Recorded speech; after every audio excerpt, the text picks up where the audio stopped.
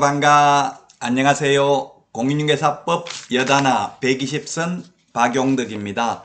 자, 이번 시간은 4번 문제부터 보도록 하겠습니다. 공인중개사법에 관해서 틀린 것입니다. 1번 국토부 장관은 인터넷을 이용한 중개사물에 대한 표시 광고가 법령을 준수하는지 여부를 모니터링할 수 있습니다. 2차 과목은 주어를 항상 조심해야 되죠. 예, 국토부 장관이 모니터링할 수 있습니다.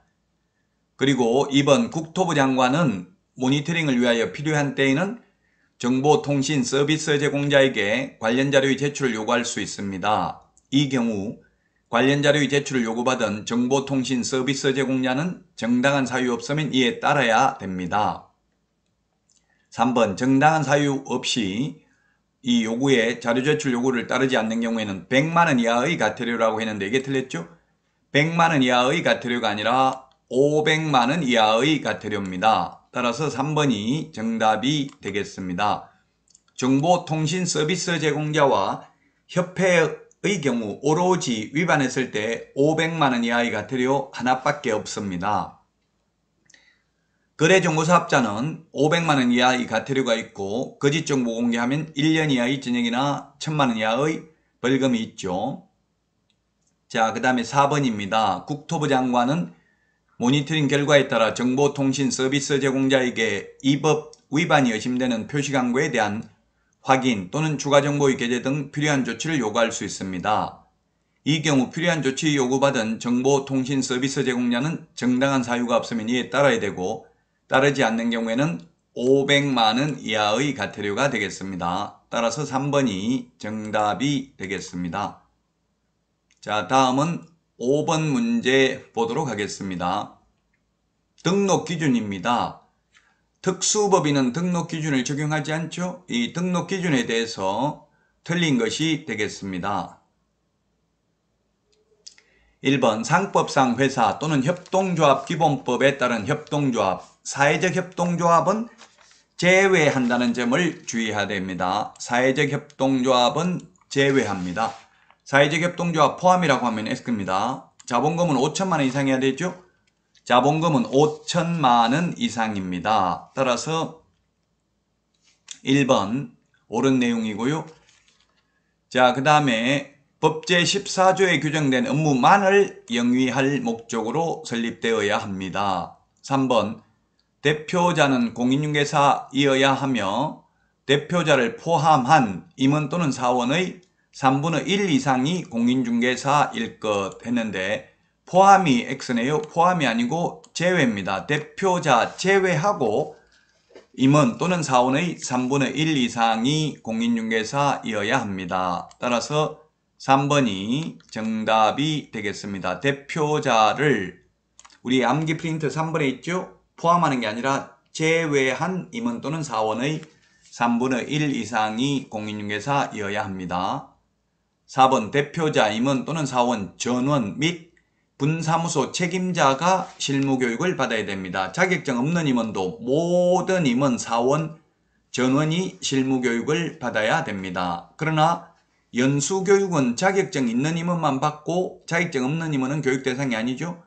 그리고 매수 신청 대리 실무교육은 오로지 법인인 경우 대표자만 받는다는 점도 주의를 하셔야 되겠습니다.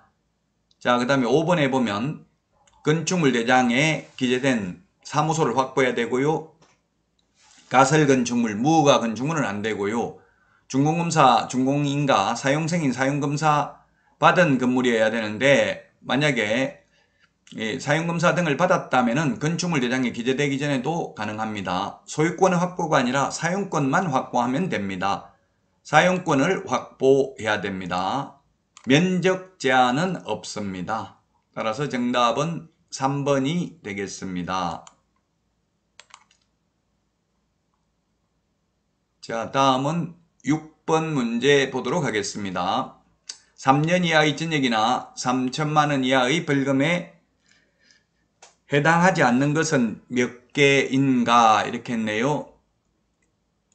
자, 기억해 보니까 부당한 이득을 얻거나 또는 제3자에게 부당한 이익을 얻게 할 목적으로 거짓으로 거래가 완료된 것처럼 꾸미는 등 시세에 부당한 영향을 주거나 줄 우려가 있는 행위, 3년 이하의 전역이나 3천만 원 이하의 벌금이죠.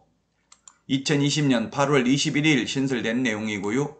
그 다음에 이거 리얼은 소위 왕따 시키는 겁니다. 회원업소, 비회원업소 나눠가지고 공동중개를 제한하는 경우고요. 그 다음에 디귿의 안내문, 온라인 커뮤니티 등을 이용하여 중개사물에 대하여 시세보다 현저하게 높게 표시광고 또는 중개하는 특정 개업공개사 등에게만 중개 의뢰하도록 유도함으로써 다른 개업공개사 등을 부당하게 차별하는 행위 하면 안 되고요.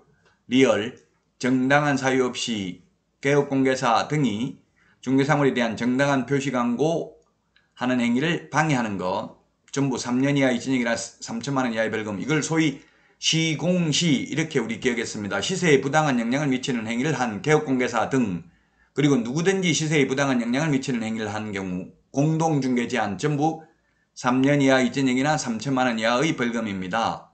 자, 그런데 미험에 중개사물의 가격 등 내용을 사실과 다르게 거짓으로 표시광고하거나 과장되게 표시광고하는 경우, 이게 뭡니까? 소위 부당한 표시광고, 즉 거짓 매물, 미끼 매물, 허위 매물, 낚시 매물 올리는 거, 요거는 500만 원 이하의 과태료가 되겠습니다.